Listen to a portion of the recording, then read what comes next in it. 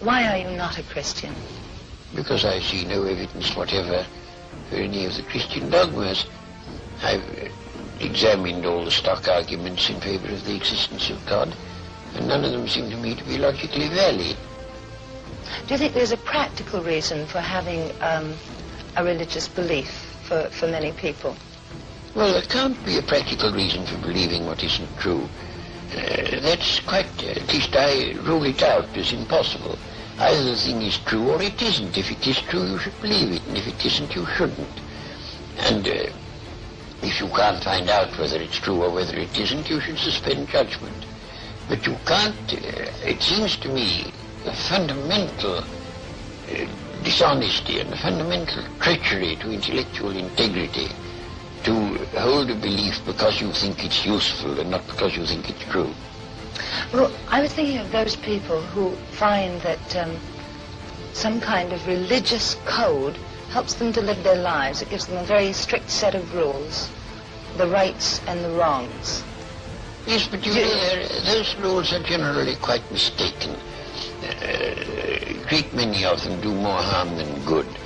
And they would probably be able to find a rational morality that they could live by if they dropped this irrational, traditional, taboo morality that comes down from savage ages.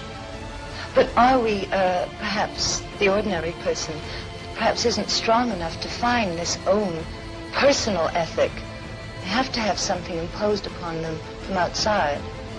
Oh, I don't think that's true. And what is imposed on you from outside is of no value whatever. It doesn't count. Well, you were brought up, of course, as a Christian. When did you first decide that you did not want to remain a believer in the Christian ethic? I never decided that I didn't want to remain a believer. I decided between the ages of 15 and 18, I spent almost all my spare time thinking about Christian dogmas and trying to find out whether there was any reason to believe them. And by the time I was 18, I discarded the last of them. Do you think that that gave you an extra strength in your life? Oh, I don't know. No, I shouldn't have said so. Neither extra strength nor the opposite. I mean, I was just engaged in the pursuit of knowledge.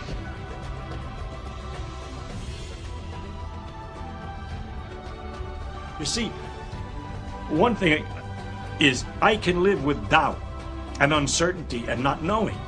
I think it's much more interesting to live not knowing than to have answers which might be wrong.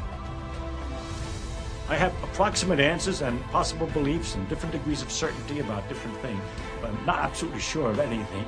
And then many things I don't know anything about, such as whether it means anything to ask why we're here.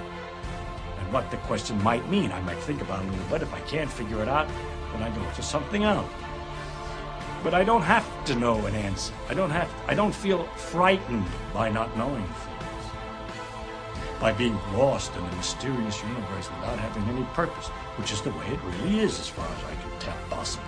It doesn't frighten me. Do you at least acknowledge that all of the scientific evidence points to an Earth that is vastly older than 6,000 to 10,000 years old? Yeah, I'm aware of that. Okay, so how do you reconcile... It doesn't prove there's no God. You're right. Did I say it did? I'm not saying that proves there's no God. What I'm saying is, here's something we've learned about the universe, and it doesn't match with your literal view of the Bible. Now, there's a conflict there, and we need to resolve that. And some people resolve it in favor of the Bible, saying the Bible's absolutely right, and ignore whatever actual evidence is presented there. I find that to be patently absurd because it turns Christianity into a self-contradictory proposition, which is, and so, by the way, does the entire idea of a revelation in the New Testament. Because your position, to the extent that I understand it, because you haven't got a kind of a straight answer yet, is one where there is a God who has an important message for mankind. And somehow, he only reveals it to certain individuals who then write this down, and thousands of years after this initial revelation, we have to rely on copies of translations of copies by anonymous authors with no originals, and a textual testimony to a miracle, for example, the loaves and fishes, there's no amount of reports, anecdotal testimonial reports, that could be sufficient to justify believing that this event actually happened as reported. No amount. And anything that would qualify as a God would clearly understand this, and if it wanted to convey this information to people in a way that was believable, would not be relying on text to do so. And this, for me, is the nail in the coffin for Christianity.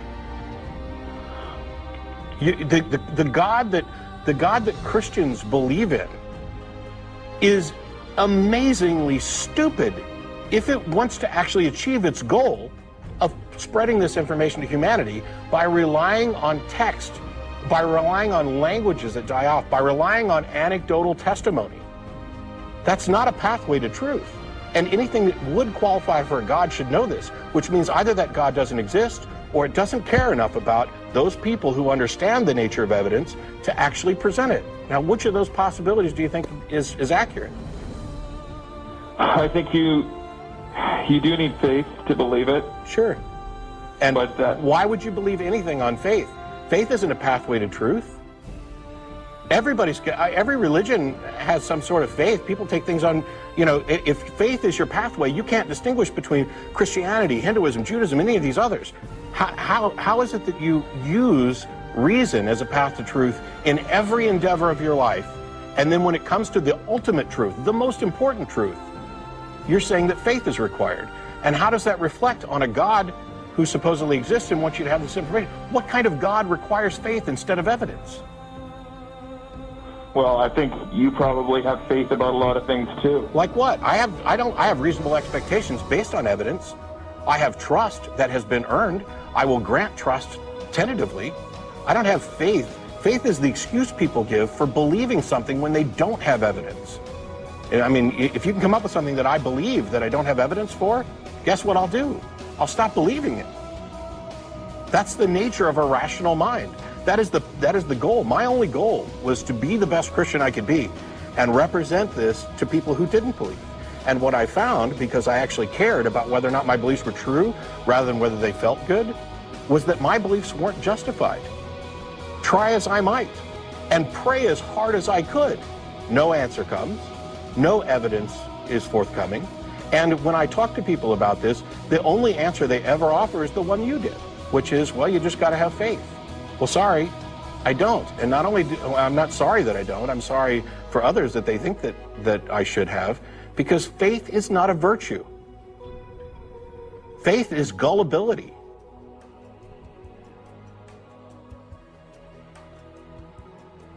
If it was true, it would have two further implications. It would have to mean that the designer of this plan was unbelievably lazy and inept, or unbelievably callous and cruel and indifferent and capricious.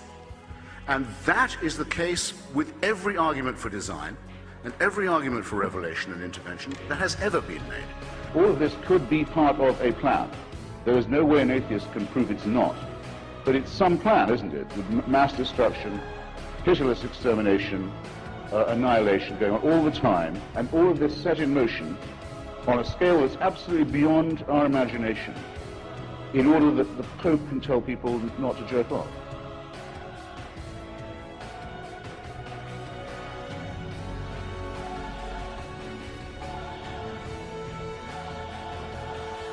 In our tenure on this planet, we've accumulated dangerous evolutionary baggage, propensities for aggression and ritual, submission to leaders, hostility to outsiders, all of which puts our survival in some doubt. But we've also acquired compassion for others, love for our children, a desire to learn from history and experience, and a great, soaring, passionate intelligence, the clear tools for our continued survival and prosperity. Which aspects of our nature will prevail is uncertain, particularly when our visions and prospects are bound to one small part of the small planet Earth. But up there in the cosmos, an inescapable perspective awaits. National boundaries are not evident when we view the Earth from space. Fanatic ethnic or religious or national identifications are a little difficult to support when We see our planet as a fragile blue crescent fading to become an inconspicuous point of light against the bastion and citadel of the stars.